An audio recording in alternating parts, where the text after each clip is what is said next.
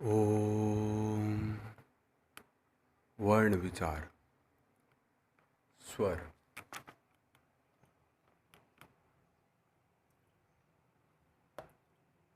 स्वर अ, आ, ई, उ, री, ए, ऐ, ओ, औ। ये 11 स्वर और अ योग वाह, अंग, अह, व्यंजन क, ख, ग, घ, ञ, च, छ, ज, झ, ञ, ट, ठ, ड, ढ, ण, त, थ, द, ध, न, प, फ, ब, भ, म। स्पर्श व्यंजन 25। क से क वर्ग, च वर्ग, ट वर्ग, त वर्ग, प वर्ग। 5 गुणा 5 बराबर 25 सब स्पर्श व्यंजन है। य, र, ल, व। अंतस्थ व्यंजन 4। श, श, स, ह, श, श, स, ह। ऊष्म व्यंजन 4। ये 33 व्यंजन हैं। छत्रज्ञ संयुक्त व्यंजन है, ये 3। त्रिमात्रिक स्वर, प्लुत स्वर ओम। ओम। उच्चारण स्थानों के आधार पर वर्गीकरण। स्थान, स्वर, व्यंजन, अंतस्थ, ऊष्म और अयुग्वाह।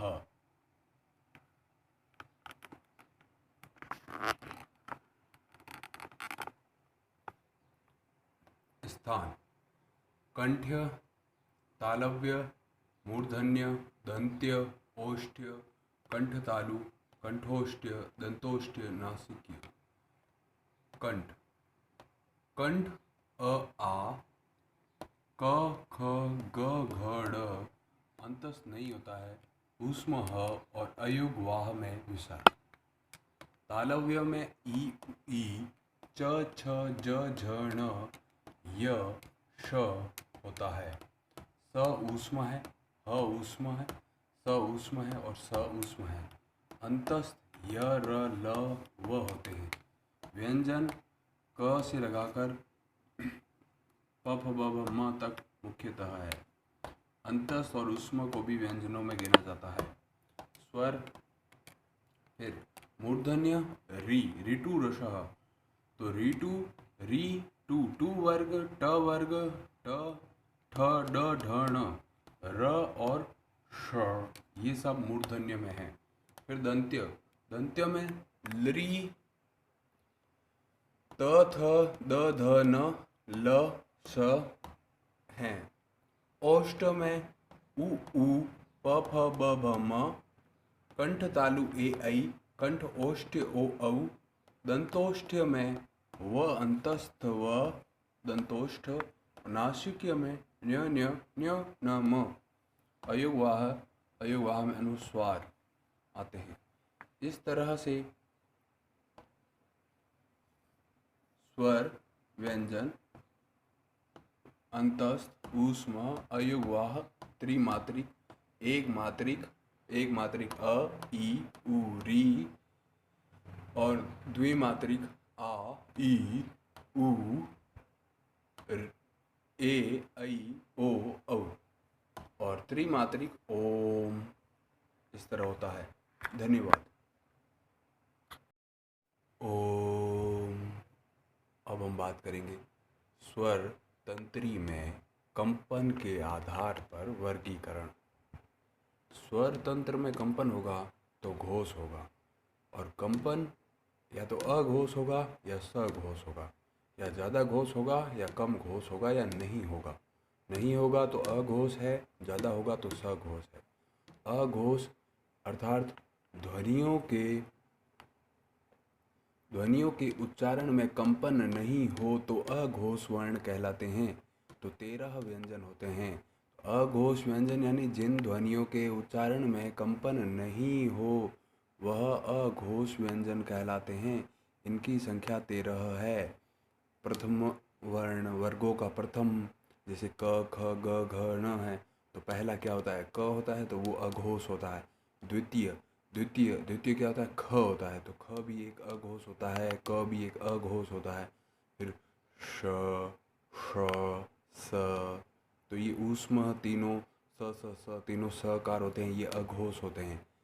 जैसे कि क ख च छ ट ठ त थ प फ स ये 13 अघोष व्यंजन होते हैं।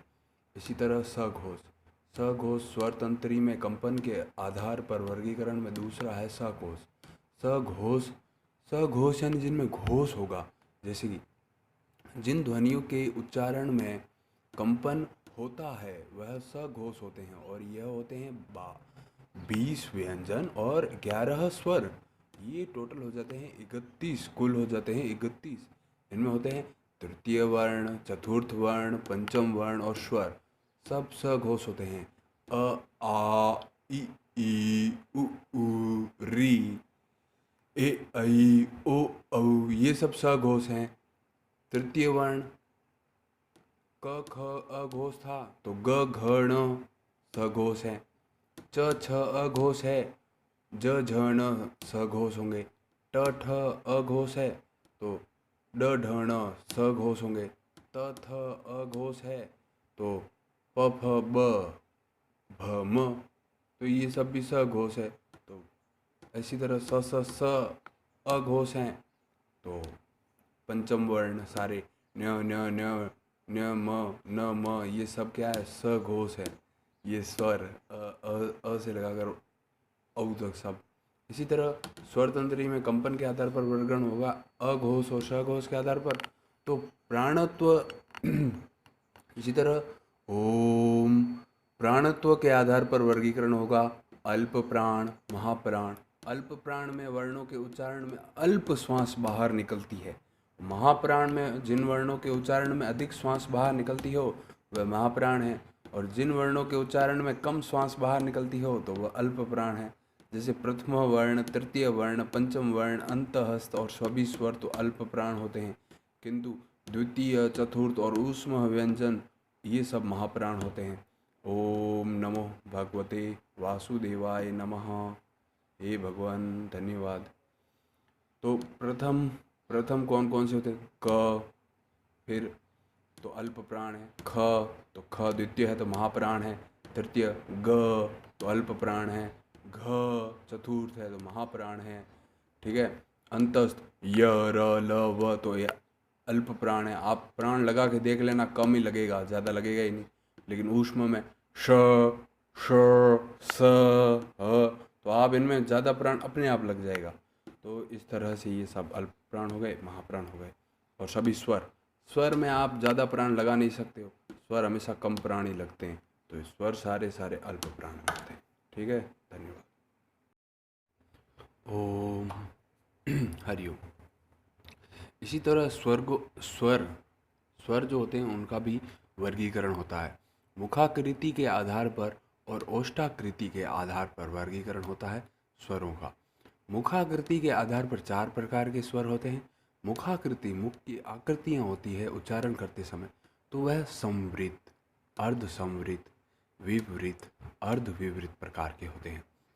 संवृत प्रकार के स्वर, संवृत प्रकार में ई उ अर्थात संवृत में उच्चारण करते समय स्वरों का मुख प्राय बंद रहता है। अगर मुख प्राय बंद रहे तो वह संवृत होते हैं, और इनके उदाहरण हैं ई उ। अर्ध संवृत, अर्ध संवृत में अ, ऐ, ओ, औ आते हैं। उच्चारण अर्ध संवृत के उच्चारण में मुख आधा बंद रहता है। अगर मुख आधा बंद है तो वह अर्ध संवृत स्वर है, जैसे अ, ऐ, ओ, औ इत्यादि। विवृत, विवृत में आ आता है, आ, तो अपन आ उच्चारण करते हैं, तो उच्चारण में मुख पूरा खुला होता है, तो यह विवृत प्रकार का स्वर होता है। अर्ध विवृत, अर्ध विवृत ऐ, ओ, औ, आंग, तो उच्चारण में मुख विवृत से तो कम किंतु अर्ध संवृत से ज़्यादा खुला होता है, तो अर्ध विवरित, विवरित, अर्ध संवरित, संवरित, ये मुखाकृति के आधार पर स्वरों का वर्गीकरण है। ओष्ठाकृति के आधार पर ओष्ठ की आकृति स्वरों के उच्चारण में ये भी निर्धारित करती है। ये होते हैं वृत्ताकार और अवृत्ताकार प्रकार के। वृत्ताकार प्रकार में उच्चारण में ओष्ठ गोलाकार होते हैं, जैसे ऊ, ओ, औ, आ। तो ये वृत्ताकार होते हैं। यहाँ आप पाएंगे कि ओठ गोलाकार है, ओष्ठ। अवृत्ताकार इन स्वरों के उच्चारण में ओष्ठ गोलाकार नहीं होता है, अर्थात अवृत्ताकार कहलाते हैं। जैसे उदाहरण अ, आ, ई, ए, ऐ। ओम। इसी तरह ओष्ठाकार और मुखाकृति के आधार पर स्वर इत्यादियों का वर्गीकरण हुआ है। अब अयोगवाह वर्णों के बारे में बात करते हैं। अयोगवाह ध्वनियाँ वर्ण दो प्रकार के होते हैं। एक अनुस्वार अयोगवाह ध्वनियाँ और दूसरा विसर्ग अयोगवाह ध्वनियाँ। धन्यवाद। ओम। धन्यवाद, धन्यवाद, धन्यवाद। हरि ओम, हरि ओम।